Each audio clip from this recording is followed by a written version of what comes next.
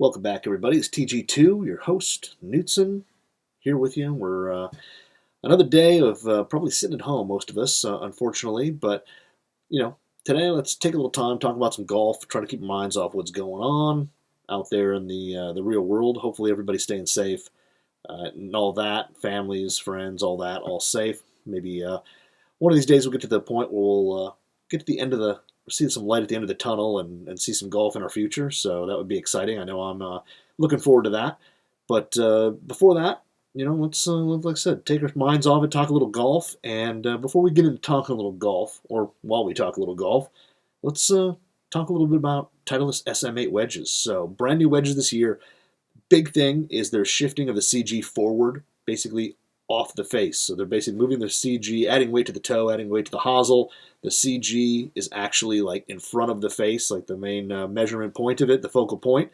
But you don't understand it. It's kind of a crazy thing, but it basically enables you to square the wedge up easier, hit straighter shots, gives you more spin, more control, and more consistency. So the SM8 wedges, you got to check them out. Ton of new grinds, 3 finishes like previous years, but the SM8s, kind of a big exciting thing. I know I'm excited to hit them. I haven't yet, just because, well, up here it's Michigan. It's just finally getting warm enough, and as soon as it gets warm enough, we're all kind of stuck inside, which stinks. But SM8 wedges, definitely check them out, and I know I'll be getting some reps in with them as soon as I'm able to. So SM8s, check out Titleist.com.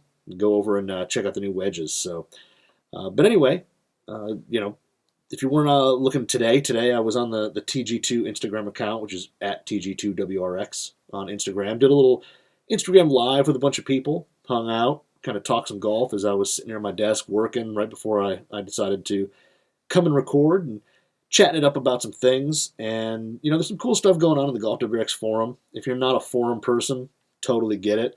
But GolfWRX.com, they've got a whole forum section where we've got a huge community of people who, I mean, it's crazy how much knowledge is passed around that forum. I mean, that's how I got started. I joined in 2006, I think it was. 2006, because the board started in 2005. So 2006, I joined up. A buddy of mine who we were on Bomb Squad Golf previously, another golf forum if you're not familiar, which was big at the time. And a buddy of mine said, "Hey, have you heard of WRX?" Things at Bomb Squad have kind of gotten different. And I said, no. I'm like, well, what's this Golf WRX thing? And he was like, oh, you got to join up. They got this forum, da-da-da. So in 2006, Newton 81 was born on the Golf WRX forums. But it's crazy how much stuff. I mean, I started off there just trying to get as much knowledge as I could on working on clubs. Back then I just started doing my own grips, started reshafting, all this stuff. So it was basically my go-to, resource for finding out how to do the things that I wanted to do. How to, sand a shaft down from 370 to 355, taper for, a different head and all this stuff. And it basically has been awesome. And I appreciate all the information that people share with me. I try to go in there as much as I can and answer questions or share info that I might have. But the forum, if you don't frequent it, I get it. It's kind of an interesting place. It's, not for everybody, but it's definitely, a place that I love. There, in terms of working on clubs, there's the huge thing of tour and pre-release, which is all the spy shots on tour. Which right now we're not having a lot of spy shots on tour right now, but usually all the what's in the bags for the players that are at the tournament that week. All that stuff is in that forum, and then you just have the general equipment thread, which is stuff that you can go out and buy, and people will talk about comparing different irons. Which iron does this or that, or flies higher, lower, all that jazz. But like I said, there's so many awesome members in there that are so willing to share all this info and knowledge and everything that they have, or even offer opinions, whatever. So if you don't hang out on the forum, it is a cool place. Like I said, that's where I kind of got started, and I was a member forever before I started working here. So it was like I said, my place when I was at work. That's where I went because I wanted to get away from what I was doing at work and hang out in the forums and talk golf with a bunch of other golf nerds and junkies. So all you equipment guys out there and ladies, thank you very much for all the entertainment that you gave me, knowledge and everything else. It was much appreciated from this at the time younger gentleman who was eager to learn. But the forum X also has, listen, it has so many new things. I mean, there's stuff that pops up even in this time when golf is kind of on the back burner for a lot of people. There's still a ton of stuff going on. Some people are still playing depending on where you are in the country. Other people aren't. Other people are getting ready to, plan out what's going to go in their bag for this year still, or they're waiting for, their location to open up and get fit, anything like that. So there's still a lot of conversation going on about equipment, about swings. I mean, there's stuff in there for training. There's the buy, sell, trade area, which I was heavily involved in for a while. There was many things that I was selling shafts and clubs and old driver heads or whatever it was in order to fund the next purchase that I was going to have, which, whatever it was going to be, irons, whatever. I mean, I was always in there trading, basically selling, one thing to buy another. But I still hang on the forums, not as much as I would like to. I tend to be a little busier, but I still get in there and hang out and see what, everybody's talking about, what are kind of the hot topics and all that. So I picked out a couple today just to talk about with things that are going on and, things that I think that people are finding exciting. So the first one was, that I came across that's been talked about a lot. It was a post that was made back in the end of February when the USGA conforming list, which, if you don't know, there's actually a website. The USGA has a conforming list where all the drivers and irons and everything that's conforming for tour play is on that site. And they usually have a pretty crude black and white photo of whatever it is that's there. And, that's where a lot of, our spy shots and stuff like that, sometimes it's the first photo you get of some of the new equipment. I think it was it Maverick? I want to say Callaway Maverick went on the site before we had true photo. I mean, I think a couple photos were floating around on the Instagrams and maybe even our forum. They might have popped up once or twice, but the USGA is where that driver head really hit. So there it was and all that. But back in the end of February, our one member, Quigley DU, he actually posted here that there was a new Ben Hogan iron out. So Ben Hogan's been making kind of, direct-to-consumer products for a few years now, and they made some great irons. They've just started getting into the woods, hybrids, all that, fairway woods, but they've been doing irons for a while and wedges, and they've been received really well. So the first one they came out with was, of course, what they call the Fort Worth, because they are, I think, in Fort Worth, Texas. And it was a blade with kind of a small, I won't call it a cavity, but kind of a small depression in the back of it. But it was the Fort Worth iron, and it was kind of a blade. And everybody who hit it really loved it. It was soft. The ball tended to jump off the face pretty well. It was fairly forgiving. I mean, as forgiving as it can be for a blade. But it was received really well, and a lot of people really liked the Fort Worth iron.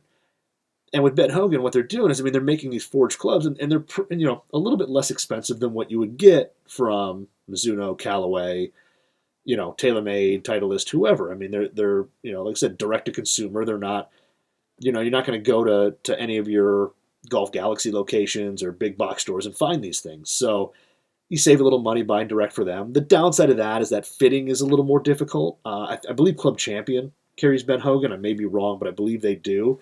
So if you went there, you could get fit for a set.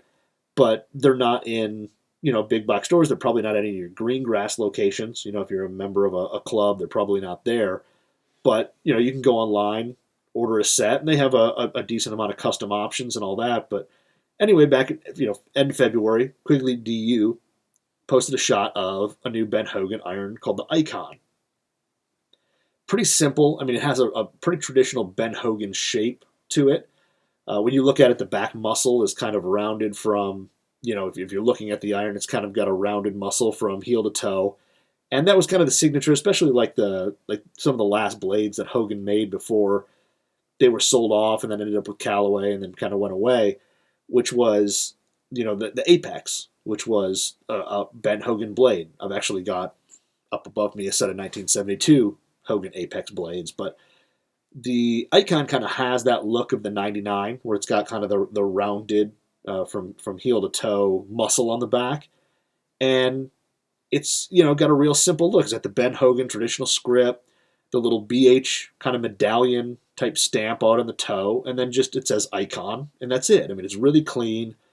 It's what a lot of people think a blade should look like. Not a lot of markings. Just the simple muscle back to it, and that's it. So it's got a lot of that going for it.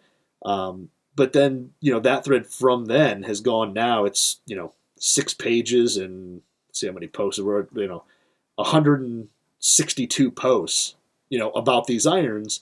And they're now available for sale. Before you couldn't get them, when it was first posted. But it's really interesting that, it's gotten so much publicity. But I see there's a good reason for it. Because one, the Fort Worth was a great iron. If these irons feel as good as the Fort Worth, they're going to be a hit. If they play like the Fort Worth or a little better or whatever, they're going to be great irons. And the big thing about them is that you can go get a set of Icons forged 4-through pitching wedge with legit shafts, either KBS Tour V or Tour or a Dynamic Gold, or S300, X100, R300, set with custom options for $770. I mean, probably plus shipping, whatever. But anyway, if you look around, I mean, a set of blades from any other company is going to cost you over $1,000, more than likely. If they're current model, getting fit for all that, they're going to be about $1,000, maybe more. 1,200, whatever. And that just seems to be the going rate for a high-end forged iron. But for $770, and then they now have a version of a black finish, so the Icon Black, for another $30. So $800, you can get yourself a really nice set of forged blades to play. I mean, that are going to be between $200 and $400 less than anything else out there. I mean, it's the downside again. No, you can't walk into any Golf Galaxy or any green grass location and try them, and that is a little bit of a bummer. But I mean, if these are an iron that you really like or that you really want, I mean, they're pretty inexpensive. Your bang for the buck is going to be really high on these.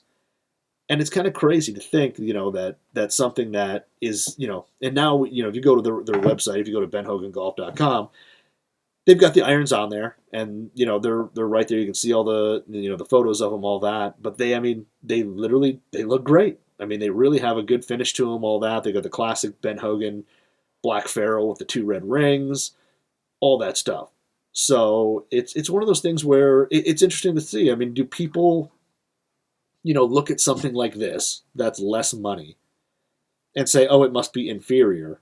Or is it one of those things where it's like, man, this is a great deal, I'm going to grab a set? Because, I mean, I think if you're somebody shopping for forged blades, you're not looking for more distance. You're typically not looking for better dispersion. I mean, if you're playing blades, you're a good player. You're hitting a lot of greens in regulation. You're hitting it straight. You're looking to basically, can I flight the ball the way I want to? Can I hit it high? Can I hit it low? Can I work it? Can I hit the draw? Can I hit the fade that I want to hit? And then, for some players, a blade does it offer a flatter ball flight? Because a lot of time, a muscle back blade's got a higher CG. Typically, it offers a flatter, lower ball flight than other irons out there. But I mean, all those things kind of fit into that same bucket for any forged iron. So, I mean, I think a lot of guys, if you're in that market where what you want is a blade, I think these are hard to look by them. I mean, especially for the money. You put it in there that, maybe, okay, they don't offer the exact shaft you want, but you can still go out, probably buy a set of whatever shaft, like, for me, say, in steel, I play a lot of Project X. You can get a set of Project X for probably $250. You're still under what you'd probably pay for a lot of big name brands for their similar club. And I'm gonna go out there and bet that the Icon's gonna perform really, really, really, really well. I mean, it's one of those irons that, I mean, it looks good. It's got a progressive CG for throughout the set, and with their muscle kind of there, I can see where they do that. It's kind of like a triple muscle on the back, but I can see where they can kind of adjust the CG a little bit for irons. So your shorter irons are going to be a flatter, lower ball flight, where your 4-iron, 5-iron, whatever, are going to be higher ball flight. Now the only other downside, I guess, for people who basically play this style of club, there doesn't seem to be a 3-iron option. So if you play 3-through pitching wedge, you're not going to be able to do that. You're basically going to have to, they only sell them as 4-through pitching wedge sets for now, and then you would either have to get some type of like driving iron, that matches that you would like to play, or you could do something like you know yeah, I mean that's pretty much what you had to put in there. There was for I think there's going to be a redesign of the Fort Worth. I think they called them the HIs. They had a utility iron. Um, those are kind of gone right now, but I think those will probably be coming back. But I mean, you know, if you need a 3 iron, unfortunately, they just don't offer it with the set, which I guess to some people that's a bummer. To me, I haven't played a 3 iron and I couldn't tell you how long, so for me it doesn't really matter. You can go ahead and take that 3 iron and toss it in the dumpster. For me, I don't really care. But it's one of those things where, man, bang for the buck, $770, which again, I mean, I don't want to make it sound like that's like nothing, but that's a pretty good price for what you get. I didn't play the Fort Worth. I hit them a couple times. I owned a set of PTX, which was the previous. Now there's a PTX Pro, but I owned the PTX, and I played those for like a year, and they felt great. And that was more of a forgiving speed iron. Had like a two-piece design. It was like hollow in the middle, and those things played great. They were really good irons. I really liked them. I gave them to my brother. They've actually got them right now, or he's actually got them right now. Um, but it's one of those things where if these stand up to the typical Ben Hogan quality and performance, I think these are going to be one of those irons that it's going to be hard to pass up for that money. So, like I said, there's a lot of guys in the forum talking about them. A lot of people kind of wish they still were named the Apex, but we all know Callaway has that name. They're not going anywhere. That's not going anywhere. So I think Icon is a great name. I mean, I think it fits with what this iron is and the Ben Hogan brand and all that. And again, this is going to be one of those things where I think you're going to see a lot of guys playing these irons, just like you did when the Fort Worth came out. And it's going to be a set that you may not see in every bag, but I think you're going to see a good amount of them. There's a few people out there who have their questions, and I get it. Like on the site, Golfing Fanatic is a user back in beginning of March, and he's like, it looks like they've got some offset. He's not, that's not something he's looking for in a set like this. Totally get it. And when you're playing blades, typically you're not looking for a ton of offset. You're looking for razor thin top line, pretty narrow sole, and you're looking for pretty much no offset. That's what you come to expect. But I think it'll be pretty minimal in terms of offset when you actually get them in hand. The photos online, it's always hard to tell because everybody holds the club a little different and all that. So it's tough to exactly say how they're going to look from address, but it's like I said, a good set of irons, and there's a lot of people talking about them. I mean, there's a bunch of people in here are wishing the 3 iron came with the set. Totally get it. But I mean, again, the 3 iron is one of those things where there's probably only a handful of people who are still playing 3 irons. If you're one of them, I'm sorry, I'm not trying to offend you, but I think the demand for 3 iron is probably pretty low. Other than that, the other question that people had, there were a few people out there questioning what type of what the hosel diameter was. Basically, was it 370 parallel? Was it 355? And they basically like Jack _H said that if it was 370, that's a red flag for him because the shaft that he likes to play, it sounds like maybe they don't make it in a parallel or it plays different in a parallel and doesn't want that. He'd rather play the 355. So that would be a kind of a red flag. It looks like Robot Doctor in there did reach out to the Ben Hogan company, and they came back and did say it was a 355, a taper hosel. So your favorite shaft will be able to go in there with no problem. And then there's some other people were talking about, there is a recoil shaft offered as well. And, they're saying like, oh, it's, that shaft is only offered in 370, but I mean, it's usually pretty easy to sand down. And if you're going to order in bulk, like, Ben Hogan probably is, I would bet that UST would probably create them in a pair or in a taper tip for you. So, I don't think that's a huge deal, but I mean, it's pretty exciting to see something kind of cool like that are coming out at this price, because I know especially right now with people with what's going on in the world. I mean, everybody's looking to kind of maybe try to save a buck or two in the golf world and buying equipment. So I think this is something that you have to kind of look at if this is what you play. So I'm definitely interested in them. Again, it's not really my club. I definitely want to hit them. I know they would never make it in my bag for like the season because I just don't have that kind of game. I mean, I'm a not an 8.7 handicap, and it just blades are just too. I just know they're too much. I played the small CBs and all that, and when I'm playing well, they're fine. I hit them decent, but I just know that on bad days, which I have a lot of, they're they're just not for me, which is fine. There's a lot of golfers who are better than me, and that's that's fine with me. So, but it's pretty cool. I think it's an interesting set. I really like the black finish. If I was to get a set, I would definitely you know do the black finish. But yeah, they look really good. So there's a big thread going on there. It's under New Hogan Iron, and it's in the forum there. It's probably right on the front page under tour and pre-release, and um, it's something definitely worth reading and seeing what this talked about.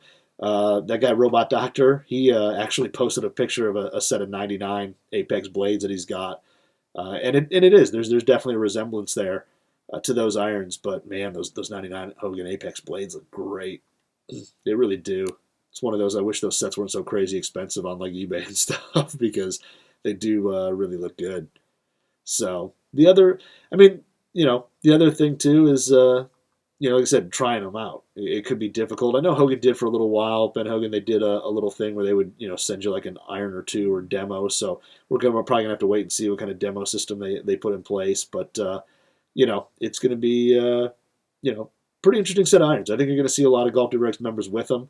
So it should be pretty exciting to see some reviews when people start hitting them and getting them in. So I'm excited. I'll be following along and kind of see where it goes and see what the members think about them. So if you're in the forum, go ahead and check it out. Like I said, the new Hogan Iron, but it's pretty interesting little read there. So the other one that kind of caught my attention was a few days ago. Well, obviously, let's put like 9 days ago. Our own Easy, who, if you don't know, is the site founder. He was the one who found the site in 2005, and is still pretty active, and he's a club junkie, probably worse than most of us. So him and I have great chats about the gear that we're thinking about putting in bags or trying out or whatever. But there's also a member on the forum named Joe Kwok. And Joe Kwok lives out in California. I believe it's San Francisco area. And he's legendary club builder fitter. Been doing it a long time, but just, legendary. I've read tons of his stuff for when I was learning to, build clubs and all that. He's got a couple sticky threads in the WRX, what is it called? The WRX shop. I can't remember the name. I can't remember the name. I click on it every day, and I can't remember the name of it. But the WRX Club Tech section, he's actually got a couple sticky threads that are about swing weight and, what was it? Swing weight and picking shafts and grinding wedges, all this stuff. So those things are all like sticky, and they're his. And like I said, the guy's legendary for being around a long time and building stuff. A lot of members used to have him, or still do, have him build irons for him. I know our own Easy has had Joe build him a lot of stuff, but Joe's actually doing his own wedges now. So he used to be able to modify wedges if you had like an SM8 and you wanted a different grind than what was offered, or maybe Titles didn't offer exactly what you wanted.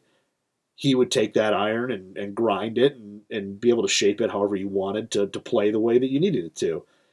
So now he basically is going full bore, making his own wedges.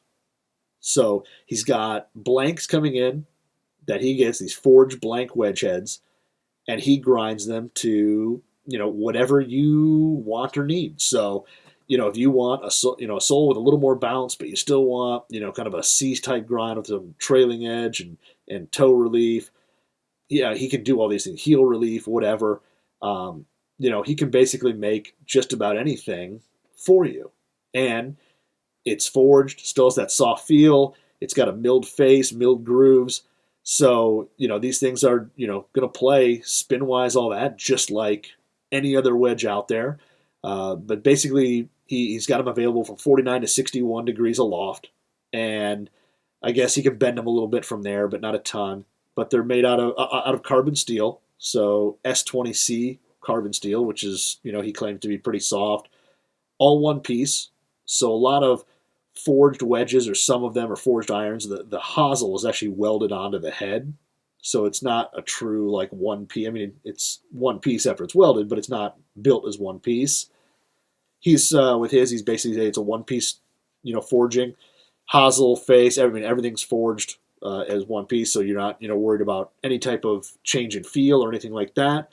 But yeah, milled face, milled grooves, all up to the USGA limit, which everybody's at. You have to be in order to have a wedge out there right now. You can't just, you couldn't make a wedge that's not at the limit. Come on, let's be honest. So, and then he basically custom hand grinds every one of them and builds them to whatever specs that you want. He'll throw in some stamping on it if you want some initials. He can change that leading edge, make it a little straighter, a little boxier toe if you want. He can have a little more rounded leading edge, a little more rounded toe. It's kind of one of those, you're treated as a tour player. Everything's totally custom. And I know there's guys out there like Artisan and, I think Adele will do that same thing. It's, there's guys out there that'll do totally custom wedges and stuff. But, Joe's a guy who's been on the board forever, and, he's now starting to do this. And it's pretty cool because he's done so much work for other people already that, to have him be able to make his own wedges for you and stuff is pretty cool. So, yeah, I mean, pretty much any sole, all that. Now, the one thing that people will gawk at a little bit, and Joe's not trying to hide it, but they're $400 each, which is a lot of money for a wedge. I mean, but if you were to basically go buy a wedge and get something that was totally custom ground, stamped, everything for you, you're not going to pay less than that. If you go somewhere else and you want a wedge, you say, oh, well, I like this, but I want the toe a little more rounded, and I want the leading edge like this, and this is the sole I'm looking for, and this is how much bounce I want, and all that. You're not paying $100 for that.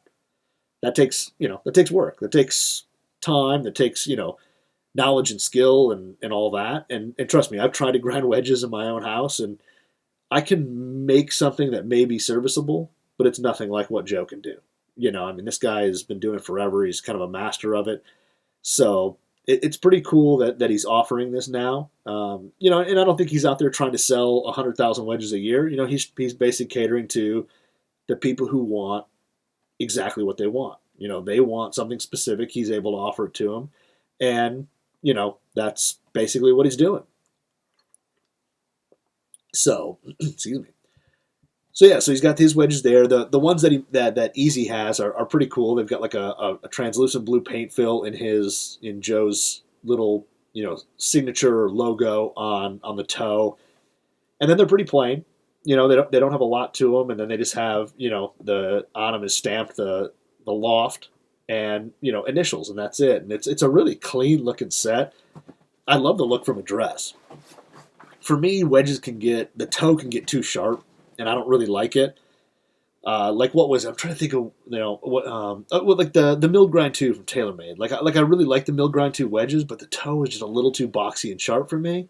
Where like these, at least the wedges he did for Easy, like are more rounded. They're not as squared off in the toe, but they're still straight leading edge, which I really like as well. So it's kind of a cool thing that you could basically say like, this is what I like and don't like, and he's going to make exactly, what you want, and you're going to basically be treated like a tour player. The tour players go in and they say, hey, I like this wedge, but I need this, or I need a little, change here or grind it here. No problem. He's going to do that for you. So it's, there was a guy in there like Mob, M-O-B. He's been around a long time member, but it basically asked like where his blank heads came from, just kind of checking, and Joe came back and said he's got a small boutique foundry, that builds them for him. I don't think he exactly said like the exact city or anything like that, but basically he's getting them from some boutique, place for the blanks. There's a gentleman, the Kanga, Thekanga, but he was in the forum. He actually had a set done. Really cool. Kind of a almost, I don't know if he changed the finish, but the backs look like almost like a gunmetal gray, and the rest of it's kind of raw. And then for his gap wedge, it's just a single green dot in the toe.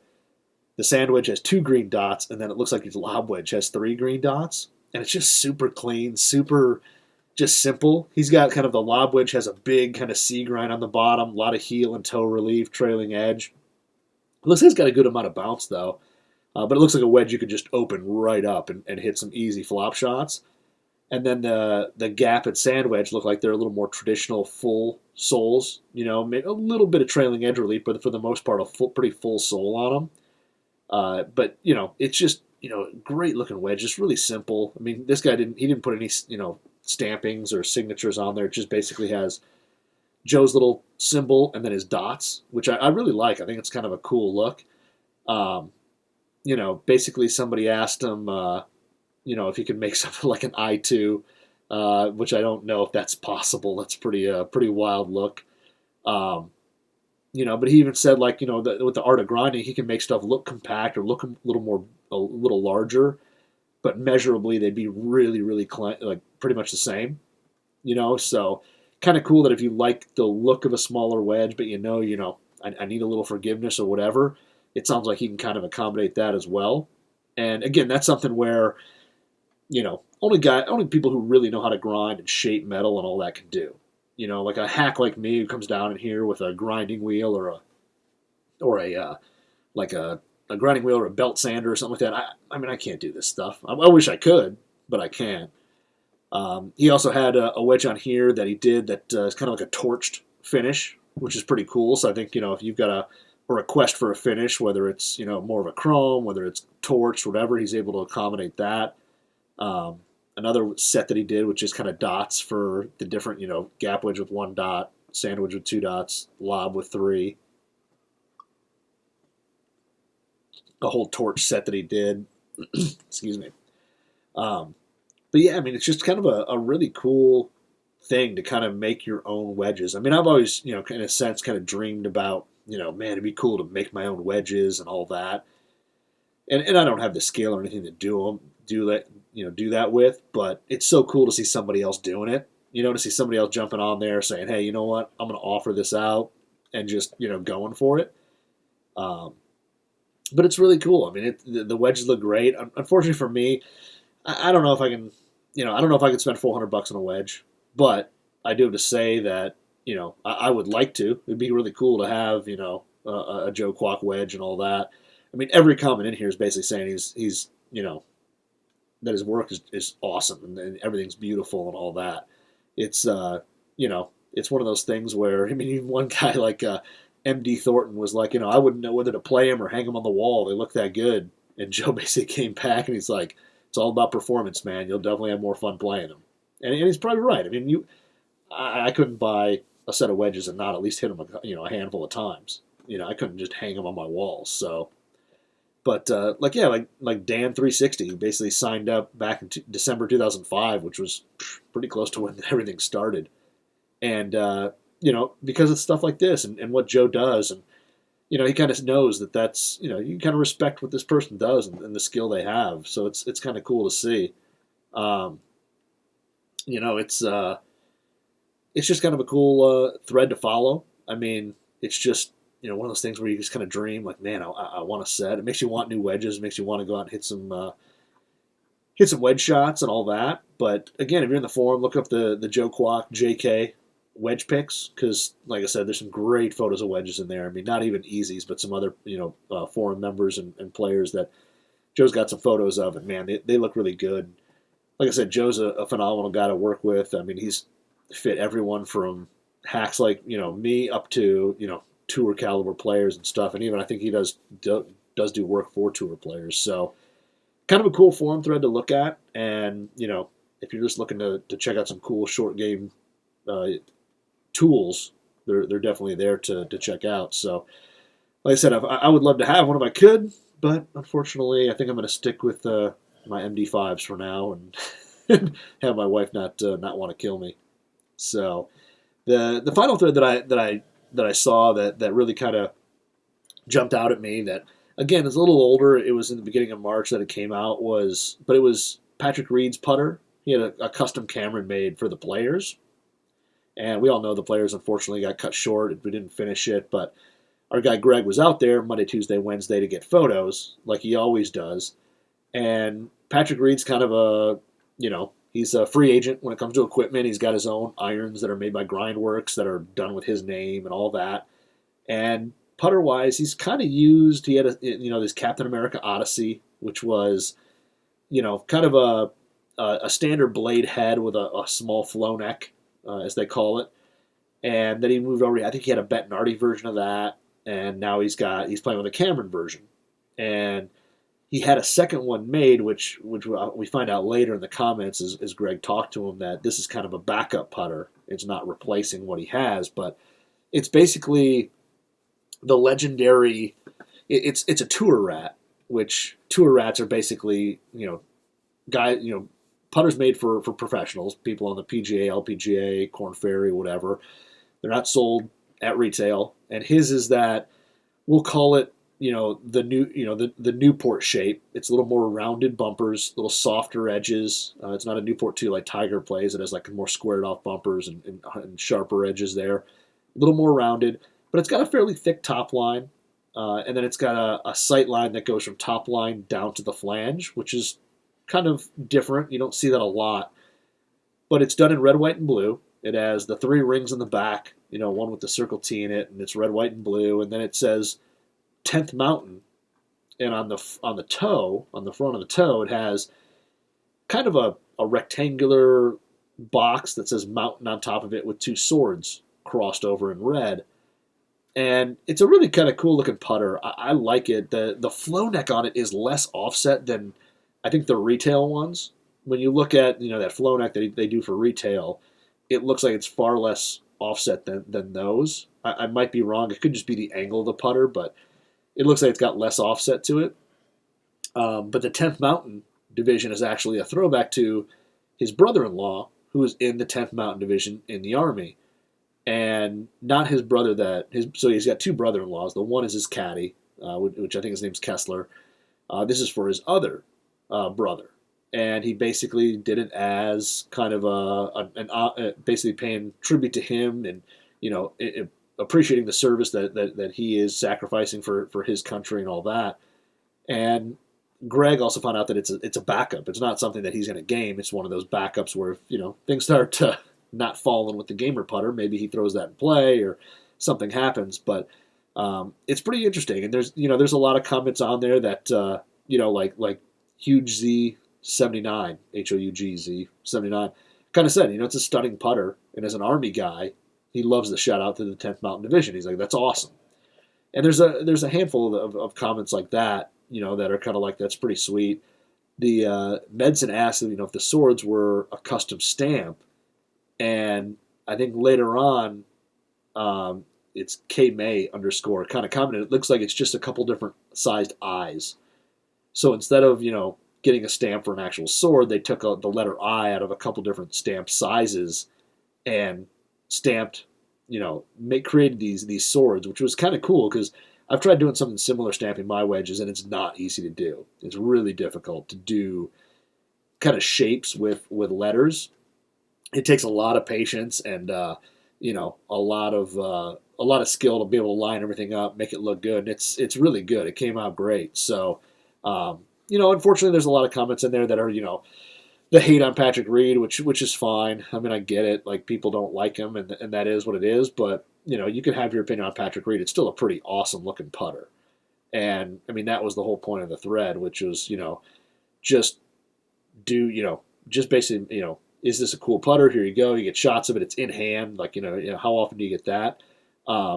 But yeah, finding out that his other brother-in-law is in the 10th Mountain Division and all that, which is kind of cool to pay homage to that.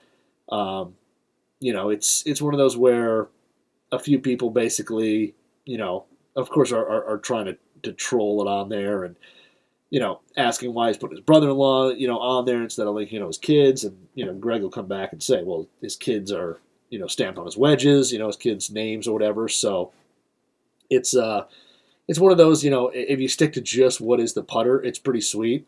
Um, Baruka Golf commented, he was actually part of the 10th Mountain Division for 6 years, and he was deployed 5 times with them. So, um, as he says, he's not a big fan of Patrick Reed, but if putter is, he said, the guy's a heck of a player, and the putter's a great touch to kind of support his brother-in-law and all that. And I've met Baruka Golf. He's an awesome guy. I met him at actually Gear Trials in 2016, and he's a super nice dude. Hits it a ton, but kind of cool to see that he was part of that same division for a while, and understands that the whole mountain thing and climb to glory is their motto, and they respond with to the top and all that. So it's kind of cool to see military people who are golfers as well, kind of saying that that's a pretty cool thing to do on your putter. So unfortunately for me, I don't have anything like that. I do and if you are in the military, thank you for your service, because it's not something all of us can do. I definitely can't. But no, kind of a cool putter. I mean, it's Patrick's using the same Iomic grip that he's always been using. I mean, that stuff just doesn't change. He's kind of a creature of habit that way, where he likes what he likes. But kind of a good looking putter. The one weird thing I do have to say is sightline stuff. So there's a sightline on the top. So the top line's got a sightline, and then the flange on the back of the putter has a sightline as well. The top line one is filled in white, so the paint fills down in white, and the flange is left naked, which is really interesting. And I wonder if it's just something where, as he sets the putter down, is he aligning it to, is there something with that to alignment for him, where he looks down, sees, oh, my eye sees it this way, and then the putter, he knows it's lined up when he sees the sight lines lined up. So kind of interesting. Usually when you see something like that, it's all, either all one color, like, his would be white on the top line, white on the flange. But very interesting to see that, his is a little different. But it's kind of a cool putter. And again, if you're in the forum, Patrick Reed's new custom putter, or custom Cameron putter, the Players 2020. It's definitely worth checking out. The pictures are really awesome. Our guy Greg, of course, always snapping really awesome photos there. So, go ahead and check that one out too. It's pretty cool. But yeah, so that's about all I picked out from going on the forum today. And the other thing I'm working on, I've got two. I'm still, I'm not able to really hit balls right now, which stinks. Michigan kind of went to a full quarantine, so I'm not really able to leave the house or anything. So I'm kind of stuck, but still working on doing my fairway testing, trying to find out. Right now, my the Maverick Sub-Zero is still leading the pack right now, so the weights are out of it right now because I'm gonna throw a little hot melt in it. But the gonna go ahead and get that hot melted up, but it's still leading the pack. I've got a Hazardous Red from Project X in there, and so far that's leading the pack. My XR16 is still close. I'm still debating. The other one is the Tour Edge Exotics EX220, so that one there, and then I've got a Tour IZ from Graphite Design in that. But the other thing too is, so my previous XR16, which I've had since it came out, since 2016, I've got a Ventus Red 7X in there, and I really like that combo. And my question is as for anybody out there who's had a great combination, fairway, driver, whatever, pulling the shaft out of that combo to put it in the Maverick Sub-Zero is going to be tough. I mean, as much as I really want to pull that shaft out and try it and hit it in this new head, it's like, what if it doesn't work out? And then, if I put the XR16 and the Ventus back together, is it going to be the same again or what? It's a really kind of interesting first world conundrum problem for a golf nut. So it's one of those things where I'm struggling with it, but it's all right. But for now, I'm probably just going to leave the Hazardous Red and the Maverick. Throw a little bit of hot melt in there because I do need to get the swing weight up about, I want to say like 2 points. I think it's at like D0. I'd like to get it to D2, so I'll put about 4 grams of hot melt in there, and it should bring it back up. And then continue testing with it and see. So the only thing I'm able to really test right now is putters. So right now it's kind of a little putt off down here on the carpet between my Odyssey Black 10 with the standard stability shaft that I put together at the end of last year. I think I did a video putting together at the end of last year, and then I did play with one 18-hole round with it down in Lake Nona when I was down there for the PGA show. I really like it so far. The feel, it's the head's really high MOI. It's forgiving, and then I've got the Toulon Chicago that just came out. So it's kind of a one wide. It's like a new Porter blade style head with a single bend shaft. Double bends would be. It's got a little less offset than that. I think it's more like a single bend shaft, or it's a double bend with less offset. I don't know how you classify it, but it does have a little toe hang to it. It's not face balance like I typically like, or typically find success with. But down here, at least putting, I've putted with it fairly well. So it'll be interesting to get that out on the course, see how it goes. I did change the paint fill a little bit because I don't really love. It's interesting. I don't really love the Toulon green. I like the gray. It kind of fits with the putter. I don't really love the Toulon green, and even though I'm a Michigan State guy over there, I just don't love the green on the putter. But they use a translucent green on the front for the Odyssey swirl that looks awesome, and then the bottom, the sole, has this like weird looking. It's just a different green on the bottom for the T and Toulon. So I basically blacked that out and then add a little gray for the Chicago. Of course, for Chicago, it's a bear head for the Chicago Bears. So I made that kind of light gray and just changed the paint fill a little bit. But I really like the feel and the sound of it. I putted with previous Toulons that I didn't really like. I didn't love the feel and sound of them. I think it was an older San Diego that it just had a little click to it. I didn't love it. I don't know what it was. It was a Stroke Lab version. I think it was last year. And it just didn't feel that, as good. And then this one, as soon as it came in, I hit a few putts in the office with it, and I was like, wow, this is like a different putter. If you would have, blindfolded me in a sense, I would have known, I would have thought it was two different putters. So that one there has been doing all right so far. Like I said, putting down here, getting into the course is what's really going to basically say if it has a chance or not. But right now, the Black 10 and the Toulon Chicago are the two in the race right now.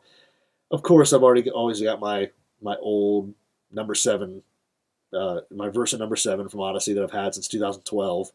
That will never leave my side. It's got my forum screen name etched in it, but that one always has a chance, so that's still here. My Pro-Type number 7 still there. Still got my Bettinardi Queen Bee 8. So, I mean, I've got a handful of putters over there that still have, a chance of seeing some game time in the 2020 season, but we'll just kind of have to wait and see. So, but I guess that's it for today. I've taken up enough of your guys' time. Hopefully, again, everybody's staying safe, family, everything. Everybody's being safe and nothing there, and everybody's getting by as best they can. So make sure to if you can, subscribe on SoundCloud, iTunes, whatever to the podcast if you enjoy it. If you don't, hey, I totally understand.